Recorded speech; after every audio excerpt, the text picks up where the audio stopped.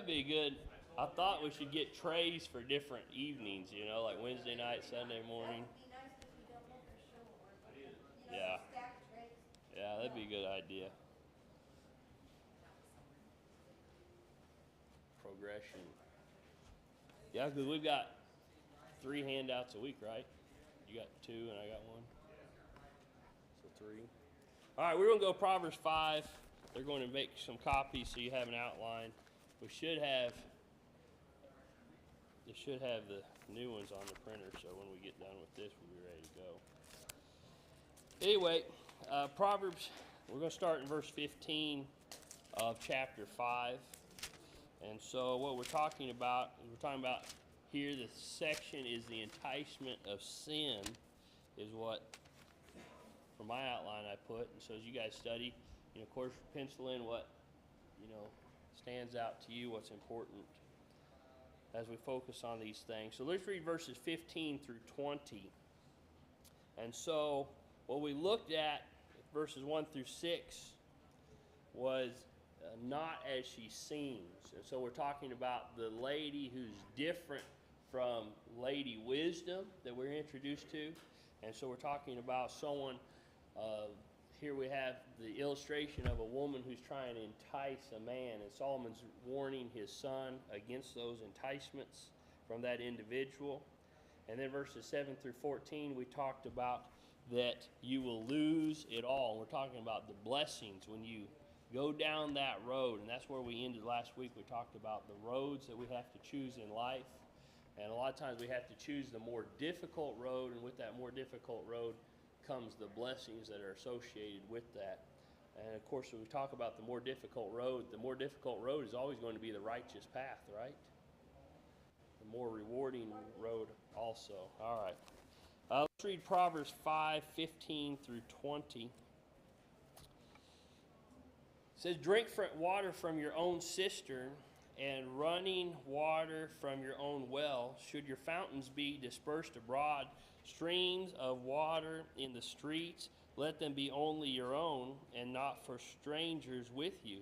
Let your fountain be blessed and rejoice with the wife of your youth. As a loving deer and a graceful doe, let her breast satisfy you at all times and always be enraptured with her love. For why should you, my son, be enraptured by an immoral woman and be embraced in the arms of a seductress? And so as we talk about, as Solomon's talking to his son about the type of woman he should pursue, first of all, of course, as we get through the book, we're going to get to Proverbs 31, which we're associated with. A lot of us are familiar with this, the virtuous woman, right? And so when you look at verse 18, here it says, let your fountain be blessed and rejoice with the wife of your what? Youth. Okay. You think about this phrase, the wife of your youth. Who would this be? Your fourth marriage, fifth marriage, sixth marriage? What are we talking about? Yeah, right? Sometimes we talk about high school sweethearts, right? Or your first love, right? You're talking about the wife who you married from the beginning. And so don't let someone seduce you, this seductress woman, to draw you away from that first relationship that you had with that first woman. And so as we mentioned, I think we mentioned last week and other times, is this, as we go through these and look at these proverbs, are these gender specific? Would this apply if we flip the genders the other way? Would this still apply? The wisdom still applies. And so Solomon's writing this letter to who? To his son, right?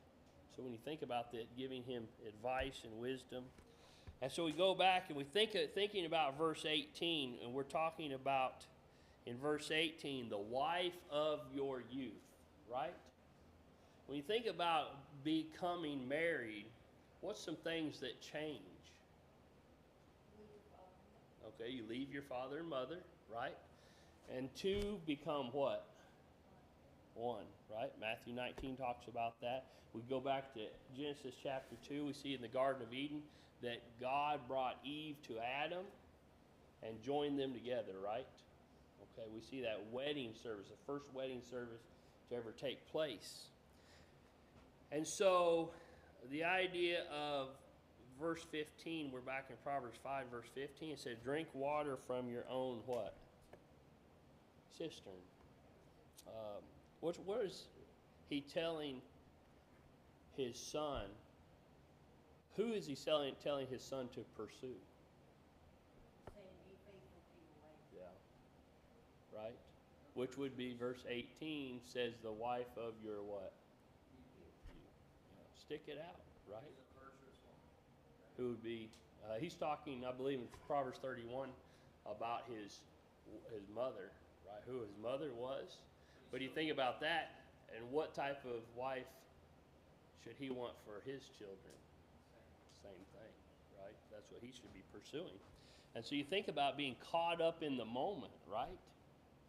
And so Solomon, as he's giving his son advice here, he's saying, don't get caught up in the moment. Don't give up what you have.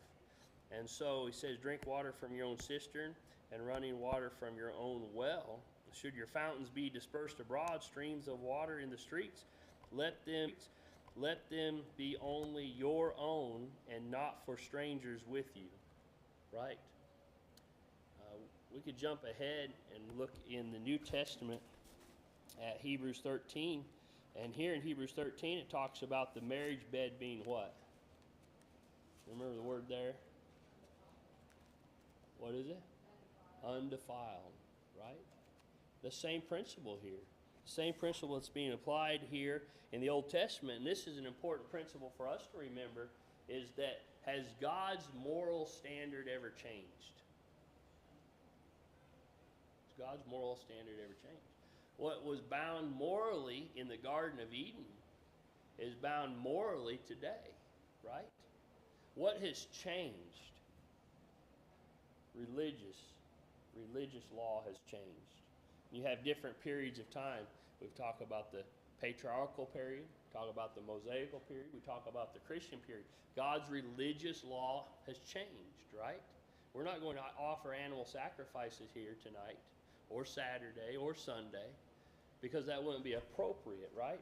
Because God's religious law has changed. But morally speaking, when Solomon's talking to his son, and we're talking about some advice that's how old? Anybody have an idea? 2,900 years old. It still is morally binding today, because we're not talking about religious law in these verses. We're talking about moral principles. And so we have to understand that. And so we come to verse 18, which we've talked about. Let your fountain be blessed and rejoice with the wife of your youth. And then verse 19, as a loving deer and a graceful doe. Is that how you describe your spouse? Ron, do you describe your spouse that way? Sometimes. Anyway. What did you say? You think about this. This is a term, this is poetic language, term of endearment, right? As regarding your wife as this. And then the end of verse 19, it says, let her breast satisfy you at all times, right? And what's the principle? Drink from your own cistern. Be satisfied with the wife of your youth, right? Don't be distracted, drawn away outside of that. And then the end of verse 19 says, always be enraptured with her love. When you think about enraptured, is that a word you use often in your speech? How many of you used that word this week? Enraptured? Think about that. What's that word mean? What's that? Exhilarated, right?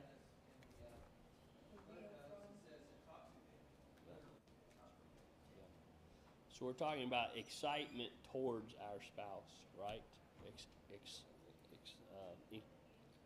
Getting tongue-tied. Intoxicated. You think about, in the Middle East, if I understand the honeymoon period correctly, it was a year long. And that the husband and wife, when they got married, they would spend a year in their honeymoon period as far as they didn't separate from one another and they stayed with one another. That was their culture. And that was time for them to develop the bond. You think about when you're sewing things together, right? The longer you sew, the harder it is to tear it apart. And so you think about that, putting that together, that time period. So always be in rapture. How long? Always. You know, we hear a phrase talking about falling in love, and people say, well, I fell out of love. What is love?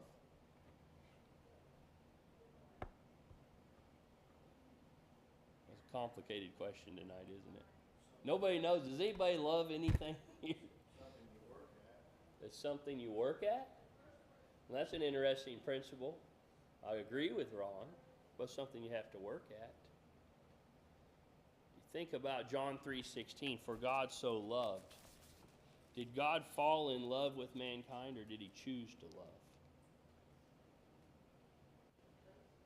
He chose to love, right? Loving people is a choice we make, isn't it? What about our spouses?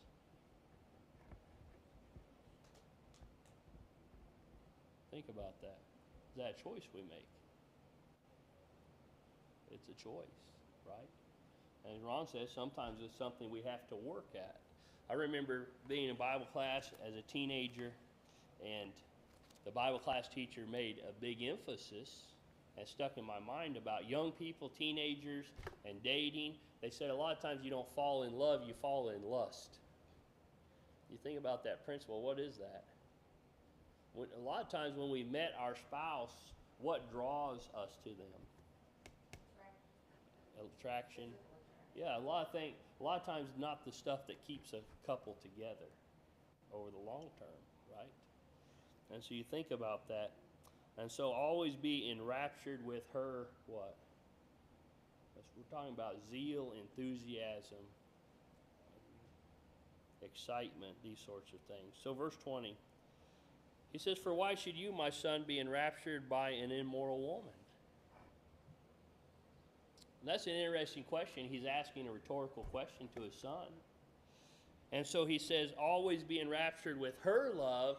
He said, why should you be enraptured by what?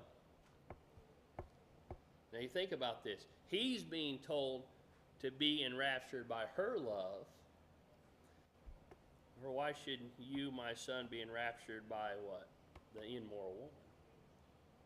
And we think about this. There's a word that's missing between verse 19 and 20. What's the word that's missing? We've been talking about that word. What is it? Love. Right? What really keeps a marriage together? I also think the way that question is stated, I think he's challenging him to follow his advice. That's a good point. Challenging him. That's a good perspective. What's the answer to the beginning of verse 20?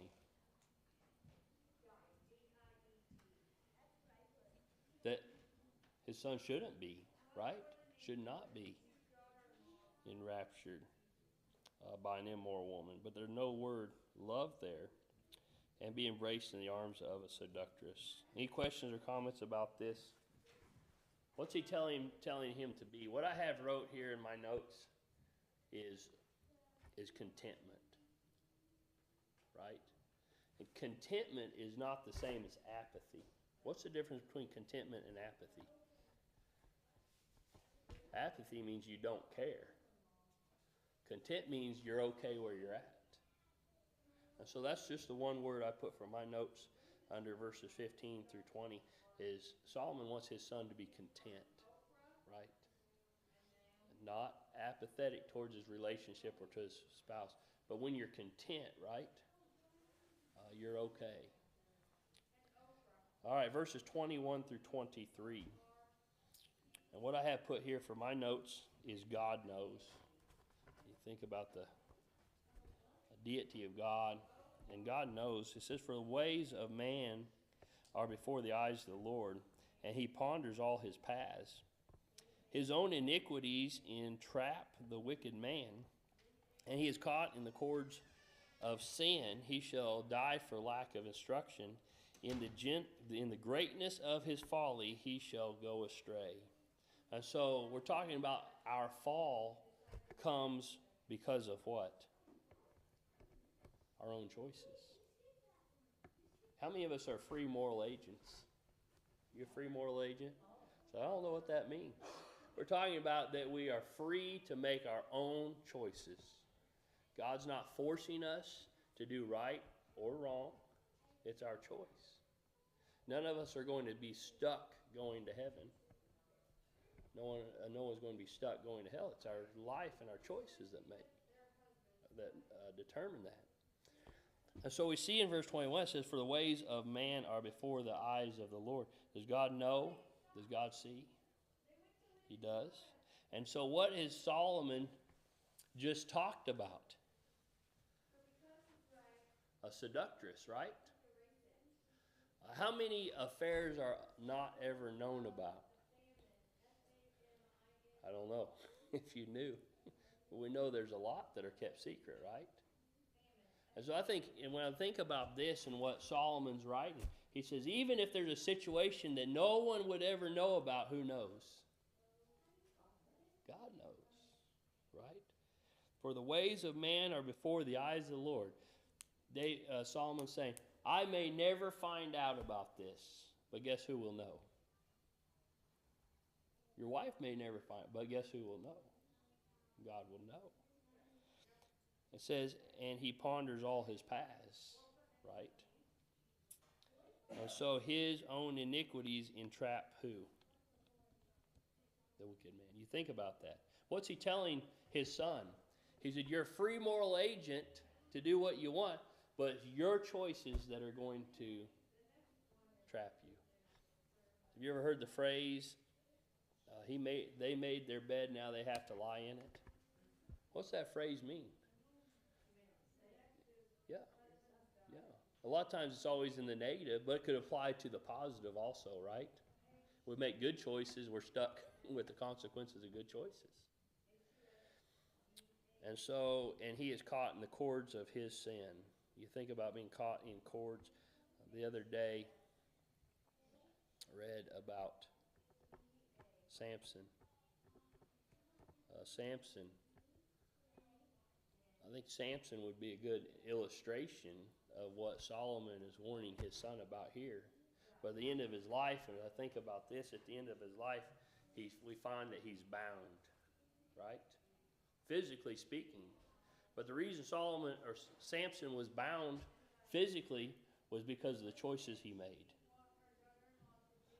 That bind him spiritually, emotionally. He's bound in a lot of ways. In fact, he was miserable, wasn't he? He was a captive. He died a captive, a blind man. They poked out his eyes because he was toying with who? What's the word in this chapter we were looking at? A seductress. You think that would be an accurate statement? I think it is. So, he shall die for lack of instruction. What's this whole book been doing up to this point? Giving what? Instruction. He's trying to warn. How many of us, as we've asked him several times, how many of us want our children to have better lives than we did? And so Solomon is telling his son, he says, listen to what I have to say. And in the greatness of his folly, he shall what? Go astray. All right, any questions or comments about this? Where's Aaron at? Aaron, do we have new handouts on the printer? They were printing. Did the handouts spit out? Are you serious? They started because the machine turned on. All right.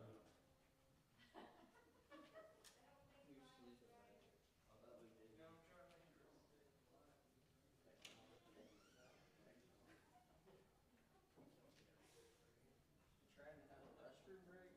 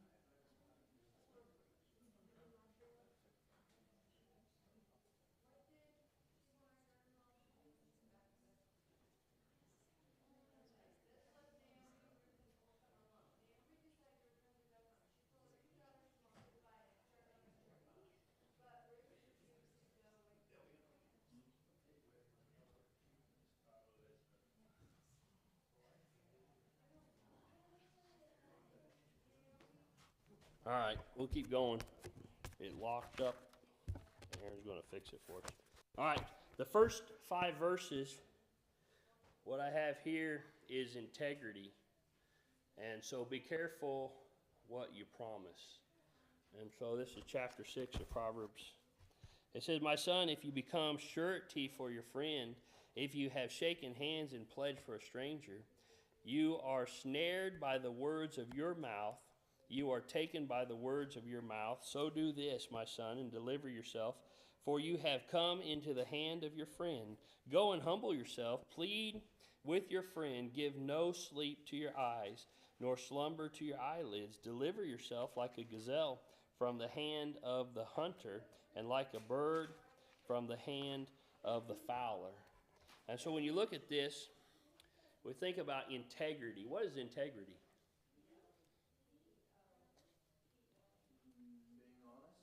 Being honest. Okay. Integrity has to do with your surety, right? You think about that. Integrity. They do in engineering? They do an integrity testing. What's that determine? Yeah. If you buy a chain, it has a rating on it, and that's the integrity of that chain that's been tested to, right? It can withstand this, right? You can count on that. You think about that. That's what we're talking about, integrity. And so as you think about this section, integrity, be careful what you promise. He said, "My son, if you become surety for your friend," that's the word I just used. What's surety?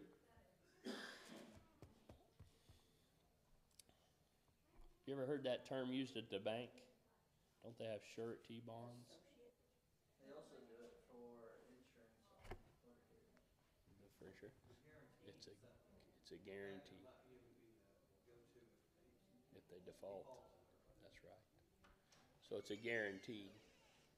And so when you think about that, you come back, he says, if you become a surety for your friend, if your friend can count on you because you've made a promise, an agreement, he says, if you have shaken hands in pledge for a stranger. You think about that. I hear it a lot, and I'm sure you do, back when a handshake was what? A contract, an agreement. And so once you made that agreement, in different parts of the world, different cultures, they have different forms of handshaking, right? It may not be a handshake. But today we have to have everything in written document. Why? Why is that?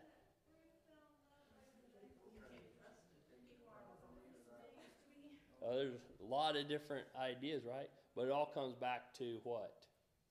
People change their agreement. And so when you write it down, you can hold them to it. And so here, he's telling his son that says you need to become a man of integrity. If you have made an agreement, a promise with somebody, what do? You stick to it. And so he says this, he says, you are snared by the words of what? Whose mouth? Yeah. Who made you? How many of you have ever regretted an agreement? I think everybody has. And so he's warning his son. He says, be careful about the agreements you make, because what happens? If you're a person of integrity, the only option you have is to do what? Honor it. That's the only option we have. He says you're snared by the words of, and again, we talk about our free moral agency. And I think that's something that's, as I keep going through and looking at the book of Proverbs in preparation for this, that's something that I see coming out more and more in this book. Is that principle or that idea. He says, you're snared by the words of your mouth. You are taken by the words of your mouth. So do this, my son, and deliver yourself. For you have come into the hand of your friend, and go humble yourself and plead with your friend. What's he talking about here? If you've made an agreement, a contract that you can't honor, what do? You know, if you cannot fulfill your contract, what do? Make it right. You try to go renegotiate terms that are appropriate, right? And you think about that. If you're going to default on a promise, they say there's no possible way that I can fulfill it. What's he tell his son to go do?